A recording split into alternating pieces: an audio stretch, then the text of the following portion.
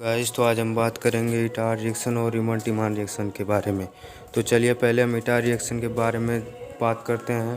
तो हमारा हेडिंग क्या है? इटार रिएक्शन। अब इटार रिएक्शन के बारे में आज हम बात करेंगे। तो इटार रिएक्शन होता क्या है?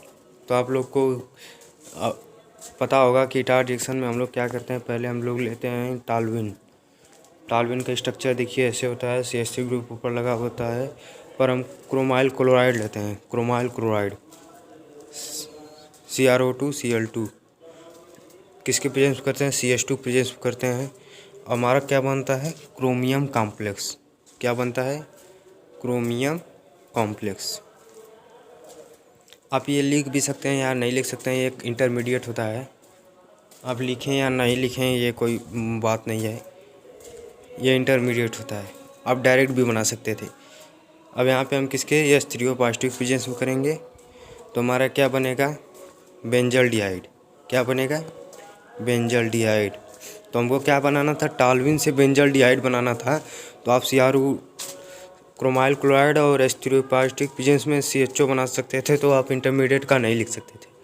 पर आप इंटरमीडिएट भी बनाना चाहते हैं तो इंटरमीडिएट बना सकते हैं। तो हम क्या कर रहे थे? टालविन को क्रोमाइल क्लोराइड से रिएक्ट करा रहे थे, तो क्रोमियम कॉम्प्लेक्स बन रहा था। और फिर उसके बाद क्या बन रहा था? हमारा बेंजल्डिहाइड। अब मेन बात होता है इसका लिखने का। अब नंबर मिलता है लिखने का। आप तो बना दिए, रिएक्शन बना दिए, अब इसको लिखने का कैसे लिखा जाता है तो चलिए बात करते हैं कैसे लिखा जाता है। देखिए हम लोग क्या किए हैं, पहले टालविन लिए हैं, उसको रिएक्ट करवाए हैं क्रोमाइल क्लोराइड से। किससे कराए हैं? React with chromyl chloride.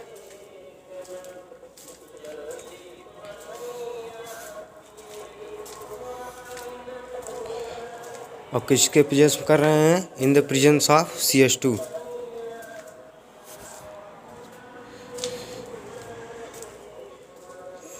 followed by hydrolysis produce a benzaldehyde. ये हो गया आपका complete Etard reaction. This reaction is known as Etard reaction. आप लोग समझ ही गए होंगे क्या है ये। इटार रिएक्शन कंप्लीट हो गया है।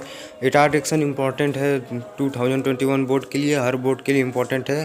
क्लास 12 का इटार रिएक्शन इंपॉर्टेंट है, पूछा जाता है हर बार। तो आप लोग को समझ में आ गया होगा। तो चलिए अब दूसरे टॉपिक पे चलते हैं। तो हमारा दूसरा टॉपिक है रीमन टीमान रिएक्शन। क्या है? रीमन टीमान रिएक्शन।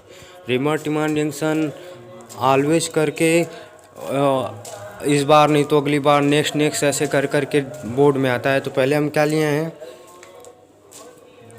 पहले हम फिनॉल लिए हैं, उसको रिएक्ट करवाए हैं क्लोरोफॉर्म के प्रेजेंस में और एक्वस NaOH के प्रेजेंस में। तो हमारा इंटरमीडिएट में क्या बना है?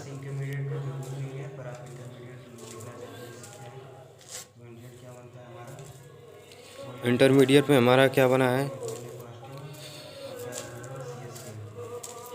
अब इसमें इंटरमीडिएट लिख सकते हैं, यहाँ तो नहीं लिख सकते हैं। अगर नहीं याद हो रहा है तो आप नहीं लिख सकते हैं। आप नहीं लिखेंगे तो कोई नंबर नहीं कटेगा। तो हमारा बना क्या? ONA positive CHO। देन क्या हुआ हमारा? उसके बाद किसके अब प्रेजेंस में करेंगे? अब हम प्रेजेंस में करेंगे H पॉजिटिव प्रेजेंस में। तो क्या होगा? Na पॉजिटिव की जगह क्या आ जाएगा? हमारा OH हो जाएगा। तब क्या होगा? CHO। तो हमारा क्या बना? ये सैलिसिल एल्डिहाइड। यही बनाना था हमको। अब देखिए कि आपको मूल बात होता है लिखने का। तो आप लोग कैसे लिखेंगे? रिएक्शन तो बनाना आसान है, पर लिखने का ढंग आना चाहिए, तरीका। तो हम क्या लिए थे? फिनॉल लिए थे। अब देखिए ये क्या है? इंटरमीडिएट में हम कहे थे इंटरमीडिएट लिख सकते हैं या नहीं लिख सकते हैं। तो अगर इंटरमीडिएट नहीं लिखना चाहते हैं तो आप CH3 NaOH और H पॉजिटिव प्रेजेंस में डायरेक्ट बना सकते हैं CHO। तो हम चलिए देखते हैं कि कैसे हम लोग लिखते हैं रीमन टीमान रिएक्शन। ऑन ट्रीटमेंट हम ट्रीटमेंट कर रहे हैं, ट्रीटमेंट या ट्रीटिंग भी लिख सकते हैं। फिनॉल को विथ क्लोरोफॉर्म के प्रेजेंस में कर रहे हैं in the presence of aqueous NaOH sodium hydroxide भी उसको कहते हैं।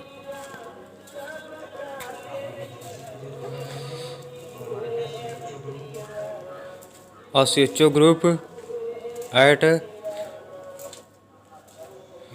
is in the introduced at ortho position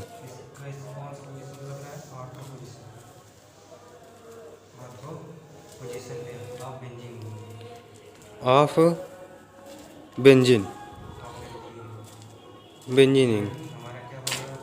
This reaction is known as Reimer Tiemann reaction. ये रिमर-टिमान रिएक्शन है, इम्पोर्टेंट है, बोर्ड में ऑलवेज करके पूछता है। आप लोग इसको अच्छे से पढ़ लीजिएगा और ये बोर्ड में अक्सर करके पूछता है, तो आप लोग इसको अच्छे से याद कर लीजिएगा। बहुत इम्पोर्टेंट है 2021 बोर्ड के लिए भी और ऑल 2 बोर्ड के लिए, CBSE बोर्ड हो या ICSE बोर्ड हो। रिमर-टिमान रिएक्शन, इटार रिएक्शन 2 टॉपिक क्लियर हो गया। अब मिलते हैं अगले नेक्स्ट टॉपिक पे, तो आप लोग पढ़ते रहिए। All the very best. तो चलिए अब मिलते हैं नेक्स्ट वीडियो में। Thank you so much.